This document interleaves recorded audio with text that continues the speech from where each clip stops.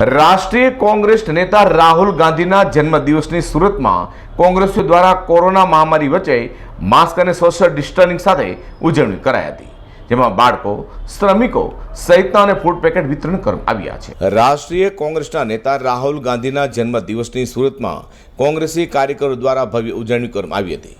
વિવિધ વિધાનસભાના સેવાકીય પ્રવૃત્તિ કરી કોંગ્રેસી દ્વારા રાહુલ ગાંધીના જન્મદિવસની ઉજવણી કરી હતી। તે સુરતના ઉધના, લિંબાયત, પૂર્વ કતારગામ, પશ્ચિમ સહિત તમામ વિધાનસભા વિસ્તારમાં રાહુલ ગાંધીના જન્મદિવસને લઈને કોંગ્રેસી કાર્યકરોએ બાળકોને માસ્ક અને બિસ્કિટના પેકેટ વિતરણ કર્યા હતા। આજે આદરણીય રાહુલ ગાંધીજીના જન્મજયંતિના પ્રસંગે મોરારજી વસાહત રોડ નંબર 9 શનિ મંદિર વિસ્તારમાં સમસ્ત સ્લમ વિસ્તારમાં આજે બિસ્કિટ ને ફૂલ વિતરણનો કાર્યક્રમ અમારા સુરત શહેર કોંગ્રેસ અને 164 ઉધના વિધાનસભા વિસ્તાર દ્વારા અમારા હરીશભાઈના આગેવાનીમાં અહીંયા કરવામાં આવેલ છે। રાહુલ ગાંધી એક સક્ષમ નેતૃત્વ આ દેશ માટે છે અને અમારી શુભકામના છે કે જલ્દમાં જલ્દ રાહુલજી આ કોંગ્રેસ પક્ષની ધુરા એમના જન્મદિવસના પાવન પ્રસંગે સ્વીકારે અને દેશમાં ફરી એક નેતૃત્વ, એક શક્તિશાળી સરકાર બને।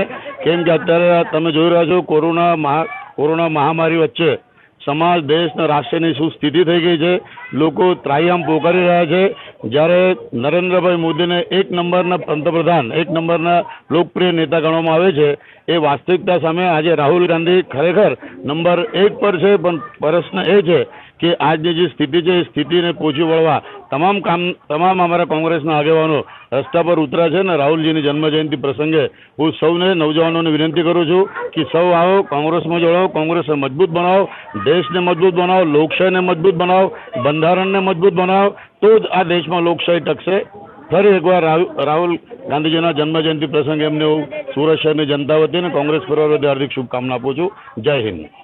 હરીશભાઈ સૂર્યવંશી, સુરત શહેર કોંગ્રેસ ઉપપ્રમુખ, 164 વિધાનસભાના નિરીક્ષક છું।